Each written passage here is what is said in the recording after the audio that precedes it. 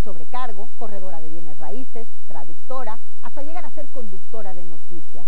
Vivió una vez amenazada de muerte y picó piedra en todos lados con tal de ganarse su muy merecido lugar en la televisión. Hoy, ella es la reina del rating, la reina del talk show, y su biografía parece extraída precisamente de uno de sus programas. Y es que así son estas cosas de la vida. Ella es Rocío Sánchez Azuara, que comparte esta noche con nosotros sus historias engarzadas. Bienvenida.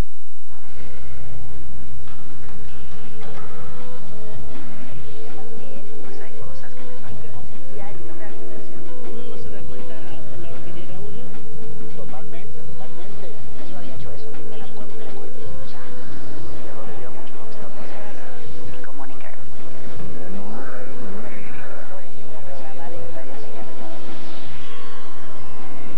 Azteca 3. Historias engarzadas. Rocío Sánchez Azuara nació en Tamazunchale, en el corazón de la Huasteca Potosina, el 27 de junio de 1963. Fue la menor de los 5 hijos que tuvieron don Gilberto y doña Juana, quienes se dedicaban al comercio. Pero la niñez de Rocío dio un vuelco al morir su padre de cáncer cuando ella tenía tan solo 11 años. La situación económica en su casa se complicó y había que ayudar a su madre, por lo que apenas cumplidos los 15 años, Rocío se fue primero a estudiar a la Normal Superior en Tampico, Tamaulipas, y luego a trabajar como maestra rural en la Sierra de Ixmiquilpan, Hidalgo, donde permaneció alrededor de un año. De ahí decidiría probar suerte en la Ciudad de México, donde ya vivían sus hermanos, pero apenas cumplidos los 18 años, decidió casarse para formar su propia familia y dedicarse a ella. ¿Y cómo te casas a los 18 años? ¿Cómo por qué? ¿Qué pasó? Pues porque yo creo que buscando al papá o por soledad o por tonta, ¿me entiendes? Pero ¿Te enamoraste? sí, claro que me enamoré. Yo creo que me enamoré. ¿Tu primer hijo es producto de este matrimonio? Por supuesto, Jorge Arturo es hijo de ese matrimonio. El 23 de octubre de 1983 nació Jorge Arturo León Sánchez, el primer hijo de Rocío Sánchez Azuara, quien se convirtió en madre a los 20 años de edad. Para mí fue pues una experiencia nueva, por supuesto. Fue muy difícil porque es un niño muy grande, era el primer embarazo, me dio de todo, flebitis, todo lo que termina con itis. Sí, no, me puse como barril, subí como 30 kilos o 28 kilos, horrible. ¿Y cómo fue tu primer año de maternidad? ¿Cómo lo recuerdas? Pues difícil, muy complicado, porque además el papá se puso como medio loquito, ¿no? ¿Por qué? Pues porque le dio por tomar mucho. ¿Él era joven? Sí, tenía 25 años, entonces me llevaba 5 años a mí. Eran muy jóvenes los dos. Muy jóvenes y bueno, yo supongo que él con ganas de hacer todavía muchísimas cosas y no atarse a una familia, ¿no?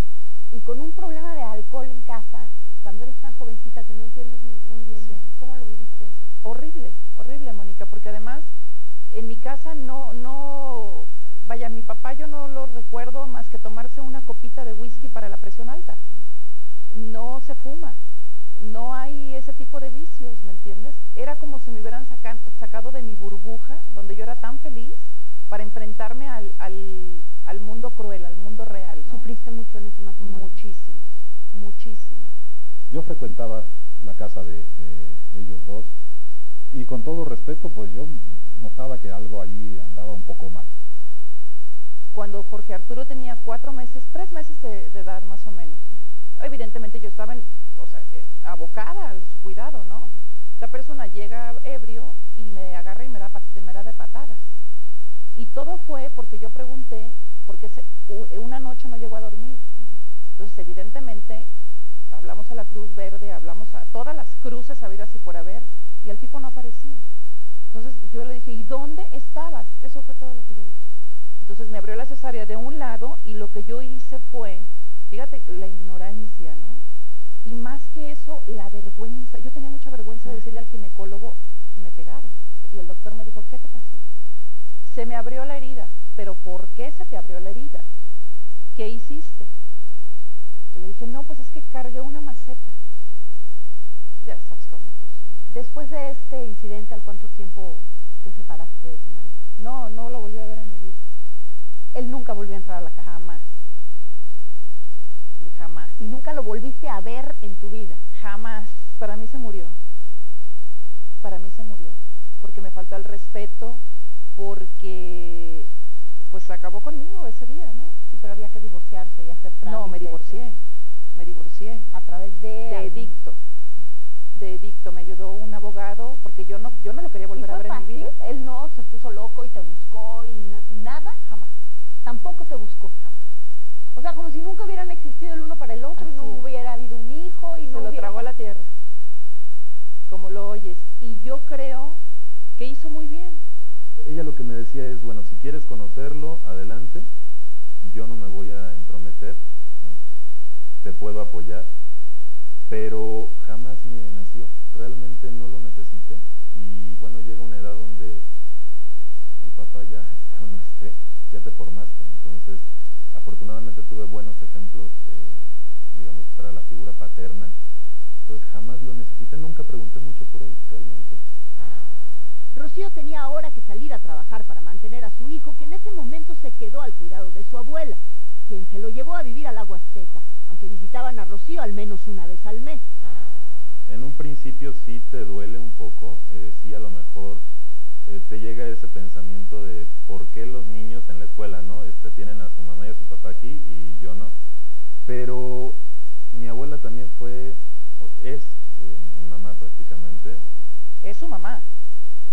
Yo de hecho le digo que el trabajo que hizo mi mamá es grandioso. Y es un ejemplo muy grande, nunca me faltó absolutamente nada y finalmente con mi mamá la relación es extraordinaria, a pesar de que no hemos tenido tantos tiempos para encontrarnos, sin problema.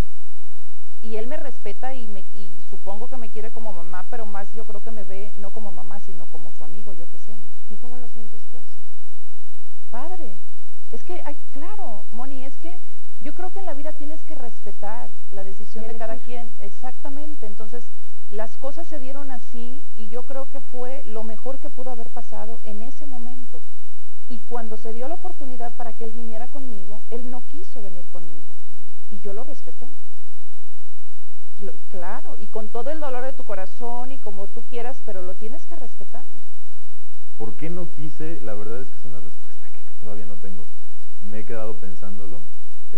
Yo creo que también era el cariño hacia mi abuela, ¿no? No era que una pesara más que la otra parte, sino que de alguna manera yo veía a mi abuela ya como muy grande y sin echarme flores, pero creo que fui su motivo para seguir adelante muchos años. Entonces tenía esa responsabilidad de niño, ya la sentía. Y de alguna manera yo sabía que mi mamá, bueno, siempre se ha movido bien sola. Entonces, ahora que coinciden los tiempos, está perfecto. Estamos recuperando todo el tiempo perdido. Gracias a este sacrificio, Rocío pudo retomar sus estudios y lo hizo en la carrera de turismo, que aunque no terminó, sí le sirvió para descubrir una nueva vocación, viajar.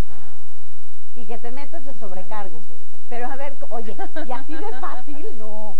Porque más, los aviones, por lo que me cuentas, pues no era algo muy común en tu vida. O sea, no es que anduviera tu vida en aviones. En mi vida me había subido una sola vez, a los 13 años, pues bueno, me fui informando, fui preguntando dónde tenía que hacer yo las requisiciones para poder pasar, para poder tener el trabajo, fui pasando todos los exámenes y de repente se empantanó mi solicitud.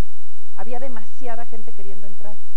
Y yo en mi desesperación, porque oye, era o trabajaba y comía, porque si no, no había manera. Claro. Entonces dije, algo tengo que hacer. Paz Paredes se apellidaba el señor, no recuerdo exactamente el nombre, pero era el director de Aeroméxico, el que resolvía todo.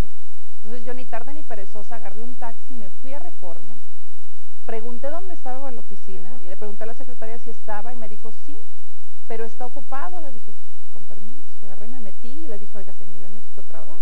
¿En serio? Así con el director de... Te lo juro. Se quedó mudo y se me quedó viendo y me dijo, ¿y quién es usted? Claro. Yo soy una persona que quiere trabajar, yo necesito trabajar y mire, mi caso está así, así, así, ya pasé todas las pruebas, no tengo ningún impedimento para entrar, nada más que su firma. Y me dio la firma. Y yo de verdad disfruté al máximo esa etapa de mi vida. Le abrió mucho la perspectiva del mundo, el trato con la gente, el entenderse con muchas mentalidades, y siento que finalmente eso formó como un curso intensivo. La etapa de Rocío como sobrecargo duró 4 años, pero en 1987 una desilusión amorosa la llevó a terminar enredada en otro fallido matrimonio. tuve un novio guapérrimo. En este tramo. Pero claro, guapísimo el más. Era piloto. Era piloto, era primer oficial.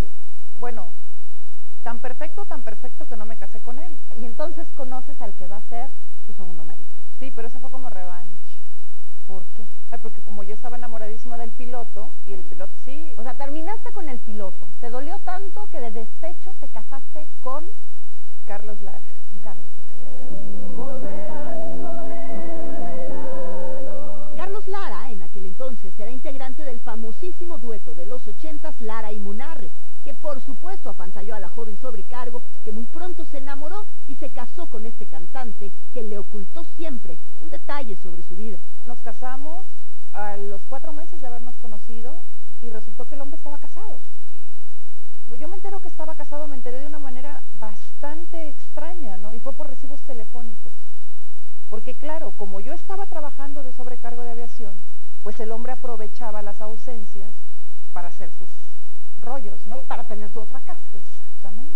Y yo otra vez, de mensota, porque no puede haber otra palabra, yo creía absolutamente en todo lo que hacía. A mí se me hacía como muy extraña su vida, pero tampoco era algo Pero decías, familiar. ay, es artista, así han de ser. Exacto. ¿No? Pero vaya, lo que sí te puedo decir es que yo, por ejemplo, a mucha gente conocidísima, sin decirte nombres, yo las conocí por medio de él, porque la que iba a las giras, a las presentaciones, a los palenques y a todos lados era yo, y me presentaba como su esposa.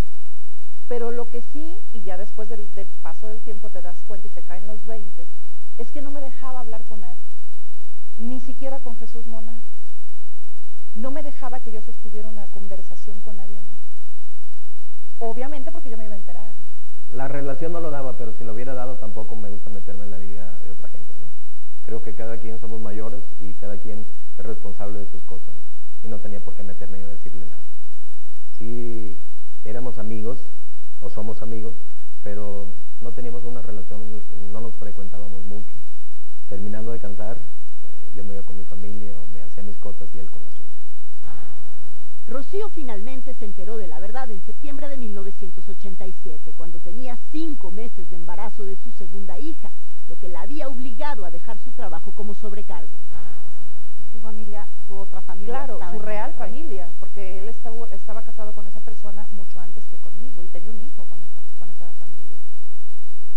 Entonces fue un shock porque yo estaba embarazada,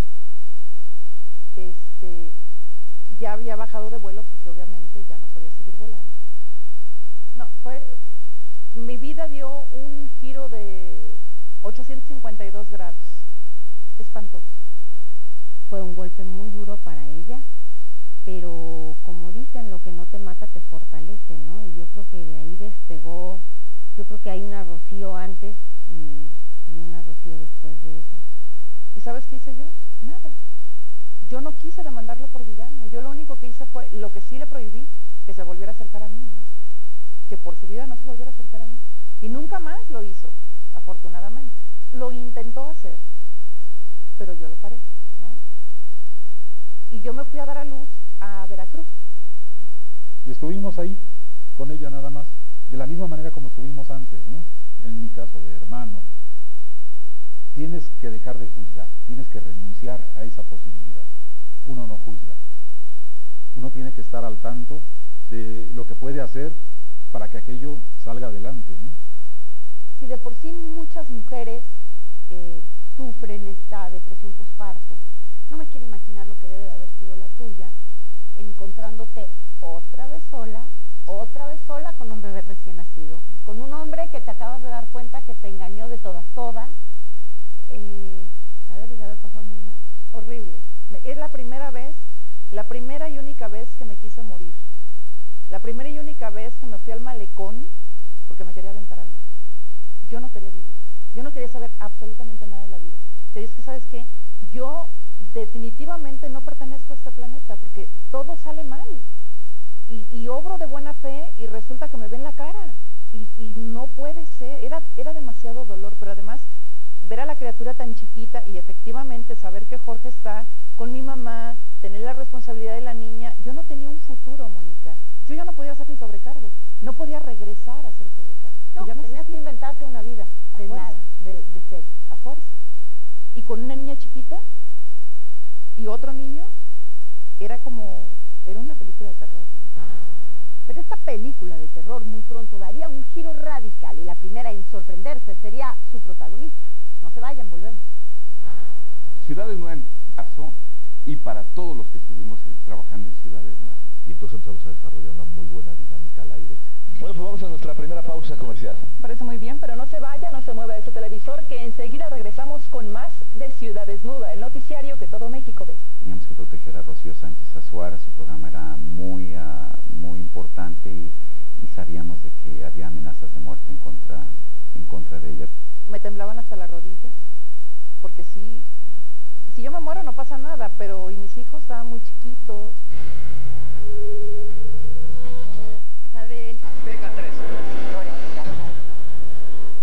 A finales de los 80, Rocío Sánchez Azuara vivía quizás uno de los momentos más oscuros de su existencia. Estaba sola, con 2 hijos que sacar adelante, y todo parecía muy incierto. Pero una tarde, mientras veía la televisión local en Veracruz, pensó, ¿y por qué no pido trabajo de reportera? Y mi hermana se voltea y me dice, ¿de qué? ¿De reportera? Estarás loca, yo voy a aparecer ahí sentada. Yo no sabía ni lo que era cuadro, nada.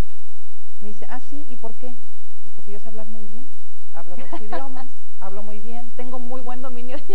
Una locura. Fíjate lo que es, yo creo que la necesidad, yo qué sé. Entonces, lo mismo que hice en Aeroméxico, dije, a ver, la clave. Voy, me presento, ¿y quién digo que soy? Yo no soy nadie. Pues voy, toqué, pregunté por el señor Mario Díaz, que en aquel entonces era el director de ahí, yo creo que sigue siéndolo. Me hicieron una prueba y me quedé. Y entra un noticiero pues que era del mediodía y que lo veían solamente de algunas amas de casa y eso, y yo le daba opinión acerca de eso. Le decía, oye, Rocío, pues este programa como que no es para ti, pero bueno, es lo que hay. Sí. Rocío Sánchez Azuara inició su carrera en televisión dando los horóscopos en La Pasarela, un programa de noticias y entretenimiento muy famoso en el puerto de Veracruz. Después le ofrecieron conducir el certamen Señorita Boca del Río, y cuando Señorita México 1988 se celebró en Veracruz, fue convocada al equipo de conductores. Fue entonces que Televisa Chapultepec se fijó en ella y le ofreció trabajo en el sistema ECO como conductora de noticias. Y yo, bueno, me sentía como que me había descubierto, no sé, Hollywood, ¿no? Ahí vengo para acá, yo con mis 2 morrales, y ahora sí que tu hija chiquita. Y mi hija chiquita. Tu hijo mayor seguía viviendo con tu madre. Todavía. Y de pronto, 3 meses y no me pagaban. Me quedé 3 meses, trabajé para la empresa de gratis y me tuve que meter a hacer modelaje, extras, lo que fue, a vender zapatos, todo. Tú me preguntabas, oye, un viaje, yo te lo organizo. Yo aquí es agencia de viajes también, ¿no? Pero que también los zapatos, yo vendo zapatos, hacía todo. Y en ese todo pronto se incluyó la televisión. Empezó a aparecer en diversos espacios informativos en televisión por cable entre 1989 y 1992. Y fue justo en esa época en la que Rocío luchaba por salir adelante y hacerse un nombre en los medios de comunicación, que un antiguo admirador, a quien la conductora había conocido 10 años antes en un bar llamado José Luis Santiago, reapareció para conquistarla. Yo la vi en una discoteca, en un antro, la vi con otras personas y desde ahí me había gustado. Luego me la reencuentro, ¿no? Me la reencuentro 2 o 3 veces. Con una flor. Me dice, por favor, cásate conmigo. Eres la mujer que siempre soñé. Me recuerdo perfecto. Nunca me aceptó salir conmigo, o sea, yo la invitaba a salir y me dijo, no me voy a casar y no voy a salir contigo la primera vez. Y 10 años después, me lo vuelvo a encontrar y mi amiga va, le dice, ¿cómo has estado? Y lo primero que le dice José Luis, le dice, oye, sé que tu amiga se divorció. Que sí, está aquí al lado. Ahí está sentada ahí. Entonces desde ahí no me soltó. Y desde ahí empezamos una relación y nos casamos, y la verdad es que yo fui muy feliz a su lado. Es el único matrimonio que yo reconozco. Y hubo un fruto, que es un fruto de un amor absoluto, ¿no? Que es José Luis Chico. Éramos un equipo exitoso, nos complementábamos, pero Rocío es una mujer de mucho carácter, muy fuerte, pero yo digo que íbamos bien, yo estaba en lo mío, y ella también. Nosotros nunca tuvimos problemas de viejas o de vicios o de tragos, nosotros éramos una familia muy unida. 1992 fue un año de grandes noticias para Rocío, no solo porque el 1 de octubre nació su tercer hijo, sino también porque el periodista Alfredo Domínguez Muro la invitó a integrarse a las filas de la entonces televisora estatal de México llamada Imevisión.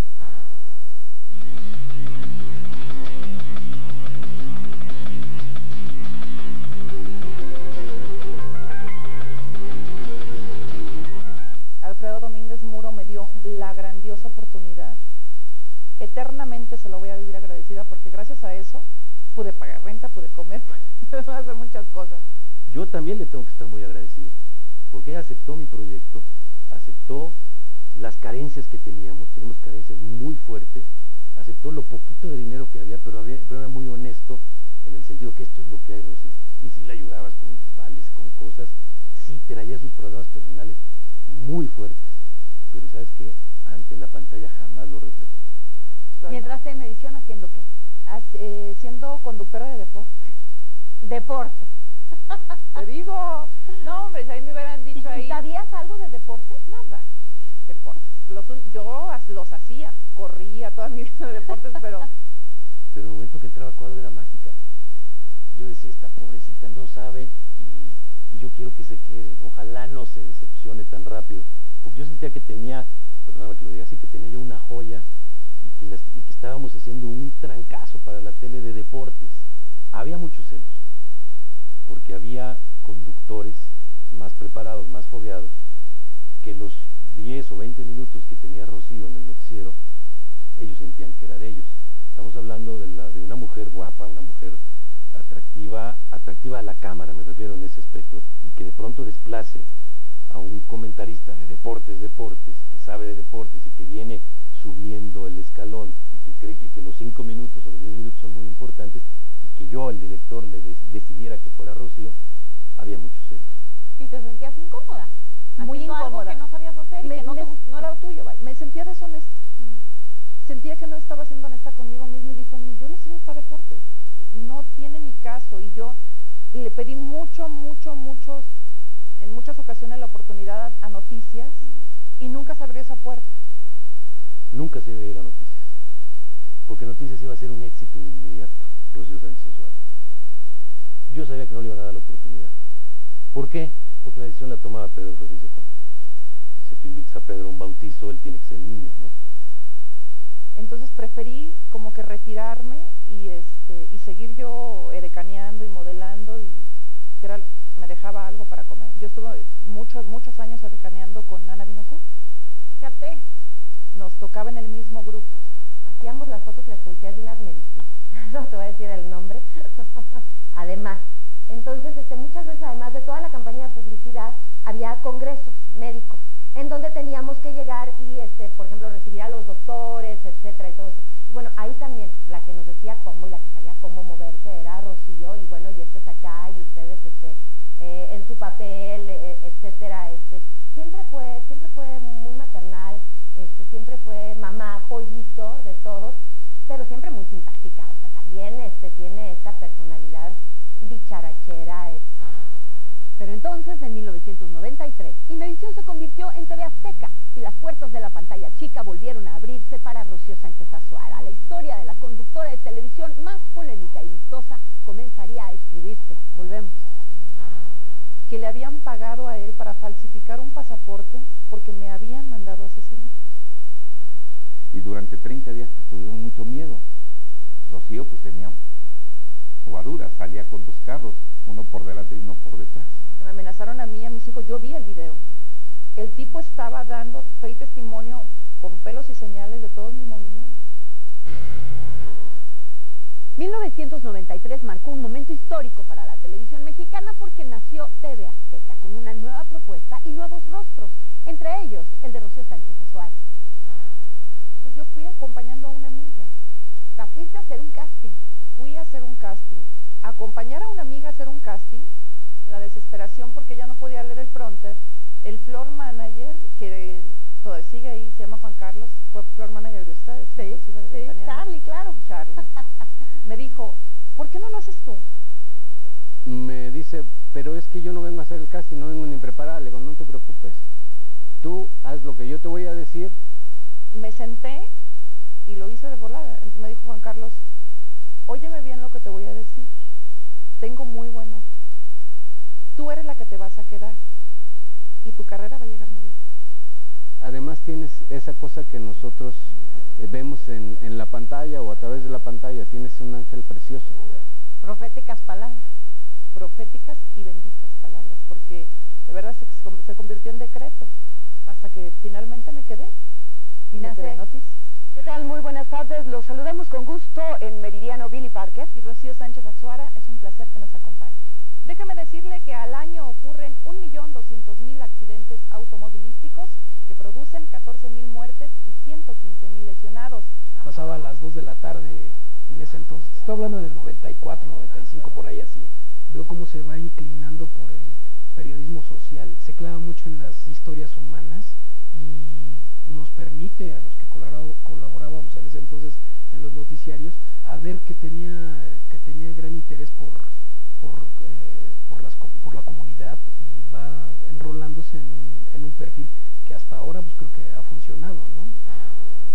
Rocío trabajó como conductora de los noticiarios desde México Buenas Tardes y Meridiano, pero no fue sino hasta 1995 que el proyecto que había estado esperando cayó en sus manos y resultó ser por demás polémico. Su nombre, Ciudad Desnuda.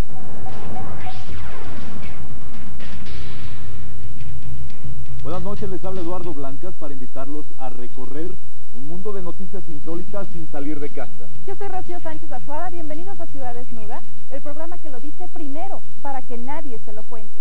Ciudad Desnuda fue un hitazo y para todos los que estuvimos trabajando en Ciudad Desnuda, que surgieron una enorme cantidad de talentos que tienen hoy programas y funciones muy importantes en la televisión mexicana. Por supuesto, Rocío Sánchez Azuara, Eduardo Blancas, que eran los conductores. Y entonces empezamos a desarrollar una muy buena dinámica al aire. Poco a poco se fueron complementando. Ella era la chava aventada y él el reportero experimentado. Y luego se convirtieron como en uno mismo. Y esa fue una fórmula que a la gente le gustó mucho. Ella, su papel no nada más es de conducción, sino llegaba también a formar los programas, a decidir, a jerarquizar. O sea, este interés que tiene por el periodismo se hace más patente y en la búsqueda de la información, en las historias humanas, ¿no? Tú veías entrar a Rocío con el guión ya maquillada, lista, y cuando se sentaba de pronto se convertía en una fiera, ¿no? Eso ya rayó en el colmo, oiga, cuando menos unos señalamientos para que la gente no se vaya por ahí, se puede matar a alguien. Y mira, hay gente que tal parecen escoltados por un pelotón de ángeles de la guarda, y si no, ¿cómo podríamos explicarnos que sobrevivan a tantos peligros? Gustavo Castillo, señores, nos narra un ejemplo más que elocuente. Por supuesto que se convirtió en la gran diva de Ciudad Desnuda, pero pues no sé, era problemática a veces para buscar el vestuario y todo, tenía ya ciertas exigencias que no son normales en noticias. Sin embargo, yo creo que nunca rebasó los límites de lo razonable para alguien que se estaba convirtiendo en una estrella. Éramos un súper equipo, él fue el parteaguas de muchos otros programas, ¿no? Dolor de cabeza de muchos otros, de la competencia sobre todo. Pico de los ratings se fue al cielo en cosa de unas cuantas semanas. No lo esperábamos tan rápido. Yo creo que el 98% de la población nos veía de verdad. Íbamos a cualquier lugar de la República Mexicana y te digo, éramos como los héroes. Además de que eran historias que son las historias que suceden en la calle. O sea, no estábamos inventando nada, no estábamos exagerando nada. Hubo gente que se espantó, pero quizás era más porque no comprendían la necesidad de comunicación que ya estaba teniendo México. Porque lo que nosotros tratábamos de hacer es simplemente decir las verdades, lo que estaba faltando, lo que podíamos hacer como sociedad, con todas las de la ley, con todos los argumentos posibles, y aún así terminaban diciendo que nuestro programa era una porquería, ¿no? O que lo que estábamos haciendo era solamente escandalizar y sacar lo peor de México. No, espérame tantito. Los amenazaron precisamente porque un video, una cámara se pone en la colonia Doctores, en la colonia Buenos Aires, donde robaban autopartes.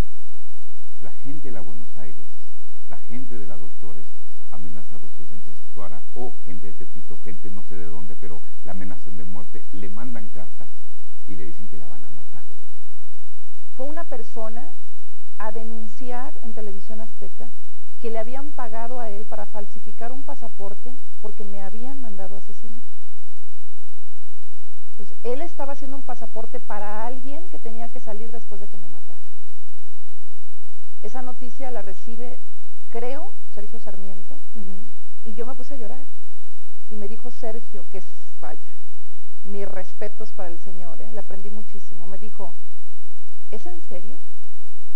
¿Eso es lo que te va a hacer bajar la guardia? Porque yo me quería retirar. Que me amenazaron a mí y a mis hijos. Yo vi el video. El tipo estaba dando fe y testimonio con pelos y señales de todos mis movimientos. Me temblaban hasta las rodillas. Porque si yo me muero no pasa nada, pero y mis hijos estaban muy chiquitos.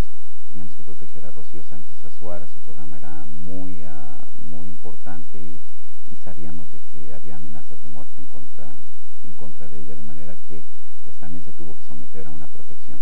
Y el departamento de seguridad de la empresa se hizo cargo de en primer lugar, analizar la seriedad de la amenaza, nunca puedes estar 100% seguro, y dos, de diseñar toda una estrategia de seguridad para Rocío. Y durante 30 días pues, tuvimos mucho miedo. Rocío pues tenía jugaduras, salía con 2 carros, uno por delante y uno por detrás. ¿Qué decía tu marido? ¿Qué dijo tu marido cuando supo de esta amenaza y cuando supo de la existencia de este video y toda esta situación de seguridad en la que de pronto se vieron involucrados todos? Pues estaba también sacado de onda, ¿no? Nuestra vida era mucho más simple que eso. Entonces nos cambió todo, a todos. A mí me lo dijo, la situación está de esta forma, y sí fue choqueante, fue como, ¿qué pasa acá?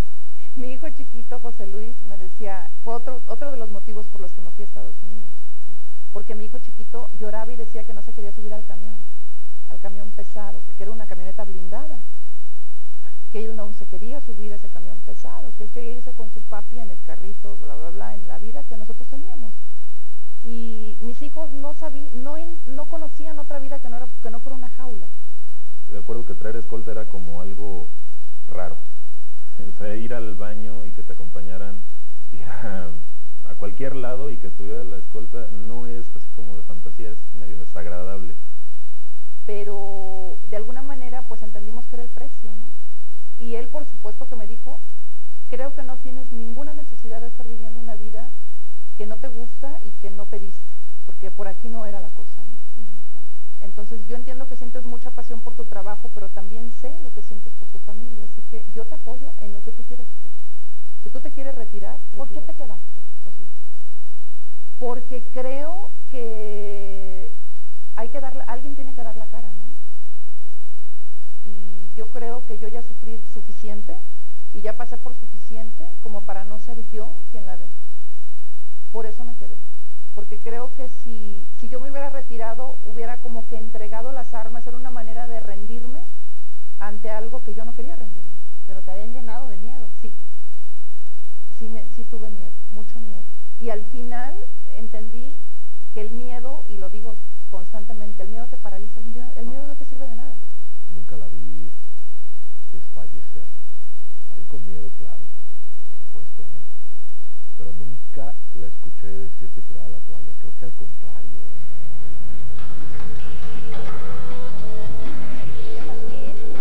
¿Era real?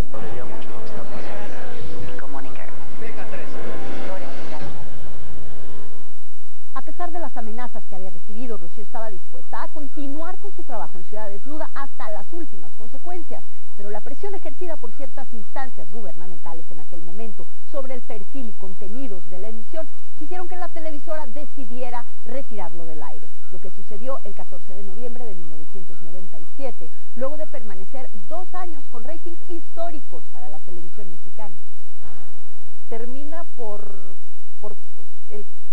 la petición de uno de los gobernantes de aquel entonces, porque aparentemente era un programa demasiado agresivo que sacaba lo peor del país, cosa que repito, yo no lo veo así. Yo creo que había muchas cosas positivas del programa y lo único que nosotros queríamos presentar era mejorar lo que estaban mal haciendo las autoridades. El presidente Zedillo dijo que programas como Ciudad Desnuda hacían alegoría de la violencia, y entonces instó a las 2 televisoras. Tú Azteca saca el tuyo del aire y tú Televisa saca el tuyo del aire. Hubo una acuerdo entre las dos televisoras para retirar los programas de Nota Roja. Yo no estaba de acuerdo con la decisión de la empresa, que me parecía que era importante que cubriéramos los temas de seguridad, los temas de crimen, porque era lo que más le interesaba a la gente, y esto lo demostraba el rating. Una conferencia de prensa en que se anunció esta decisión, y dije, bueno, pero pues yo también soy mexicano y tengo hijos, y como me dicen que están convencidos de que los programas de Nota Roja son los que provocan la delincuencia, pues lo bueno es que sacaremos el programa del aire y ya no habrá delincuencia en México, y entonces estoy muy satisfecho. Yo no sé por qué alguien se molestó con ese comentario. ¿Y qué fue para ti cuando te avisaron se va del aire? Lágrimas, frustración. Me sentí coartada en mi libertad de expresión. Fue como perder un hijo, fue como perder algo muy importante de ti, con lo cual trabajamos a brazo partido. Señoras y señores, Ciudad Desnuda se va con la cara en alto y siendo el coloso de la noticia urbana. Queremos agradecer a todos ustedes quienes nos permitieron entrar a sus corazones y compartir tanto sus penas como sus alegrías durante más de 2 años de transmisiones. Ustedes también se quedan en el corazón de esta gran familia a la cual pertenecemos orgullosamente. TV Azteca, soy Rocío Sánchez Azuara. Pero para julio de 1998, Rocío ya estaba de vuelta en la pantalla con una nueva propuesta, Visión Urbana, pero la emisión fue cancelada poco antes de cumplir su primer aniversario. Aún así, la conductora no quitó el dedo del renglón y 5 meses después, el 8 de noviembre de 1999, estrenó el programa que marcaría su carrera como la más importante conductora de talk shows de México, Cosas de la Vida. ¿Qué tal? Muy buenas tardes. Es un placer poder compartir con todos ustedes el inicio de este nuevo programa de televisión azteca, Cosas de la Vida, en donde todos los días hablaremos de situaciones de la vida cotidiana, tal y como le suceden a usted, a mí, a cualquiera. Es muy importante que le comente que en este espacio no pretendemos juzgar a nadie, todo lo contrario, lo único que pretendemos es ayudar a resolver nuestros propios problemas. Es por ello que contaremos en el estudio con panelistas, invitados especiales que nos ayudarán desde sus puntos de vista profesionales a resolver el conflicto que aquí se presenta. Cuando empezó este tipo de trabajo para su carrera, se fue dando cuenta que tenía que abrirse a otro camino que era muy distinto al de las noticias, ¿no? Tenía obviamente que sacar un poquito más de su personalidad y enseñarle al público lo que ella es, y así fue. ¿Te preparaste de alguna manera? Jamás. Nunca he visto un programa completo de nadie, ni de Oprah, ni de Cristina, de nadie. Yo sabía lo que era un talk show porque recuerdo a Nino Canún, pero tampoco lo vi así completo. Yo me dejé llevar, como toda la vida. ¿Te gustaba lo que estabas haciendo? Mucho. Así fue, o sea, Rocío fue creciendo, y bueno, así creció ella y creció el programa, o sea, la verdad que fue de la par totalmente.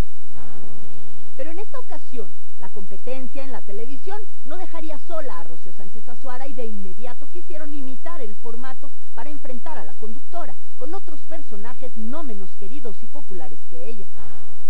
Nace hasta en las mejores familias, ponen a Carmen Salinas, ponen a Fernanda Familiar, respetabilísima comunicadora que también sale al quite cuando se lo piden. O sea, mi respeto si me quito el sombrero con cualquiera de ellas, ¿no? Inclusive fui a una obra de aventurera y Carmen Salinas se paró y me aplaudió y dijo que yo y que mi trabajo. No, yo no tengo nada que decir de ellos. De lo que sí es del formato, porque se trató, como lo hicieron con Ciudad Desnuda, de prostituir el género de talk show, ¿no? ¡Regresamos a tu programa! ¡Hasta las mejores familias! ¡Qué programón el de ahora, de veras! Y además una de broncas aquí porque la señora que no quiere que don Pedro lleve a vivir a sus 2 hijos a la casa porque ya están solos. La esposa, bueno, no era su esposa, fue su pareja durante muchos años y esa mujer le dio 4 hijos. Más que hacer un talk show, era una burla del talk show. Después pusieron a Laura, después pusieron a Marta Susana,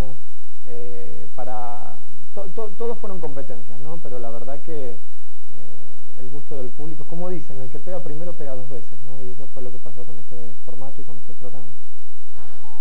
Profesionalmente, Rocío Sánchez Azuara estaba en su punto más alto. Sin embargo, en el año 2000, la vida la volvió a poner a prueba cuando su hija, Daniela, de apenas 12 años, fue diagnosticada con una enfermedad autoinmune autoinmune crónica que suele atacar el sistema nervioso, el hígado, los pulmones, los riñones, la piel, los vasos sanguíneos, las articulaciones y el aparato reproductor. Una enfermedad terrible llamada lupus. Cuando le ocurre el primer ataque, se podría decir, yo me enteré automáticamente porque llamaron a la casa, Daniela está muy mal, no sabemos qué tiene, no sabíamos, bueno, nadie sabía qué tenía. Al principio no sabían ni qué eran los doctores, fueron muchos meses en el hospital de venir y de que púrpura, que leucemia, hasta nos ofrecieron de TV Azteca el señor Salinas, mandarnos a Estados Unidos. O sea, gracias a TV Azteca que también nos apoyó en esos momentos tan difíciles, hasta que dieron que era lupus. Lo que pasa es que es un lupus súper agresivo. ¿Qué es lupus? Lupus es lobo en latín y es pues es una desgracia, quien lo tiene es una desgracia. Y lupus para mí ha sido el reto más grande que Dios me ha dado. ¿Qué edad tenía tu hija cuando? No quisiera hablar del tema porque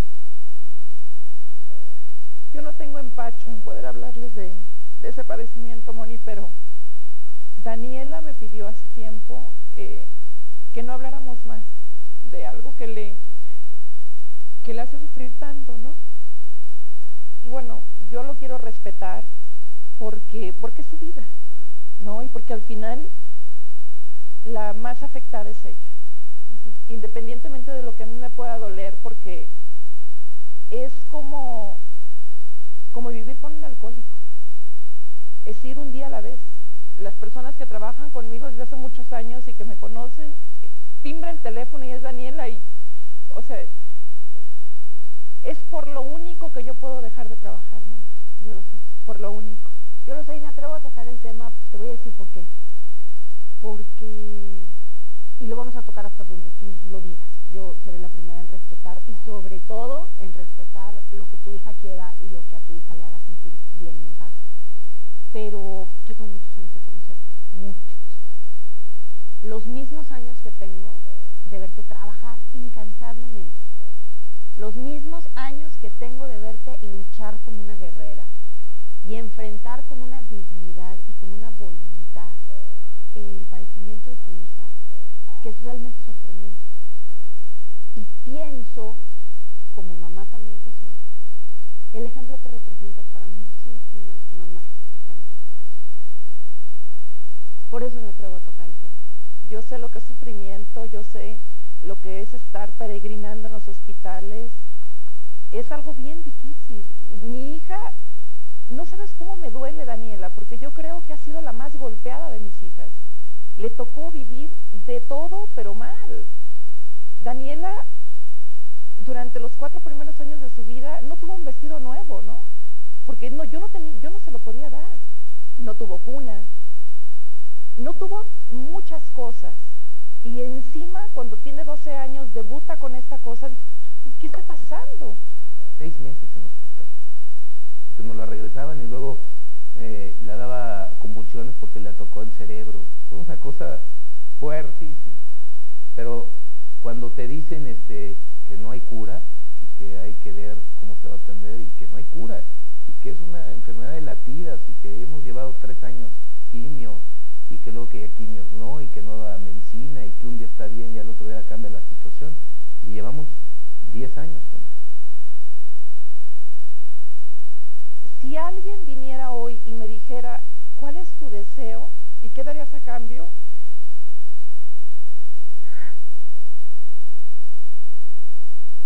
Yo daría todo lo que soy, Mónica, y daría mi vida porque mi hija pueda ser feliz, porque mi hija pueda desarrollarse, ser una mujer, tener una familia, tener una vida. No la ha tenido. Nunca la ha tenido. Me siento responsable porque yo luché por su vida cuando yo estaba embarazada, pasando por todo este tipo de situaciones, por todo el problema del matrimonio y de la bigamia, ¿no? Que yo estaba viviendo. Yo estuve a punto de perderla y yo la agarré. Estuve en el hospital, estuve luchando por su vida y luchando por la mía. responsable, porque digo, Dios mío, a lo mejor Dios no quería que ella viniera y yo la estuve sosteniendo y por eso es que se derivó todo esto, ¿no? Pero a la vez digo, Dios mío, yo no me pude haber perdido jamás de vivir con un ángel como el que tengo. Tú no tienes idea lo que esa niña significa para mí. La ves frágil, es más fuerte que yo, es muy envalentonada con la vida, es una persona llena de amor, está impregnada de paz. Yo creo que tú no puedes sentirte responsable de nada más que de ser una madre amorosa, cuidadosa, y de lo que sí te puedes sentir responsable también es de todos los momentos felices que seguramente también ha tenido tu hija. De esos tú eres responsable. Muchos. Tú lo sabes. Pues sí. El diagnóstico de lupus de su hija sería solo el inicio de una racha muy complicada en la vida de la conductora, que inició justo en esa época, pero que Rocío Sánchez Azuara enfrentaría una vez más con la enorme valentía que la caracteriza. Esto la próxima semana. ¿Por qué se divorciaron? Porque agarramos caminos distintos, Moni. Sí, aquí el problema es que el éxito destruye más familias que el fracaso. Sé que tuviste un problema de salud. ¿Qué pasó? Afortunadamente nada. Fue una depresión profunda. Ya se le estaban acabando sus ahorros, se le estaba terminando su contrato. Cuando empecé a ver las grabaciones, cómo ella se portaba delante de las cámaras, cómo ella lidiaba con el equipo de producción y todo eso me encantó. Pasábamos mucho tiempo juntos, encerrados en el foro. La primera vez que yo veo a Marcos fue para que me pidiera la mano de mi mamá. Realmente dije, bueno, es el momento que Rocío pueda volver a la televisión porque ahí hay un lugar vacante para que ella lo vuelva a ocupar. ¿Qué opinión te merece Laura Bozzo? Sin comentarios, nefasto. Pues ya no fue sin comentarios.